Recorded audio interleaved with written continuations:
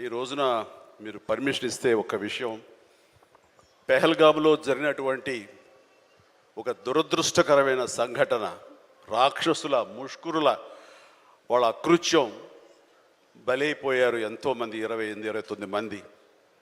ఈ సందర్భంలో మన రాష్ట్రం నుంచి ఒక 2 యువకులు వాళ్ళకి బలైపోయారు.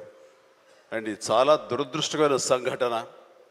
అలాంటి బాడీని ఆయన రిసీవ్ చేసుకుని వారి కుటుంబాన్ని పరామర్శిస్తున్నారు. మరో పక్కన ఇక్కడ తెనాలి అనుకుంటా, ఐ హోప్ పవన్ కళ్యాణ్ కావలి వెళ్ళి పవన్ కళ్యాణ్ వెళ్ళి వాళ్ళని పరామర్శిస్తూ వాళ్ళకి మానసిక స్థైర్యాన్ని, ధైర్యాన్ని ఇవ్వడం కోసం తమ వంతు కృషి చేస్తున్నారు.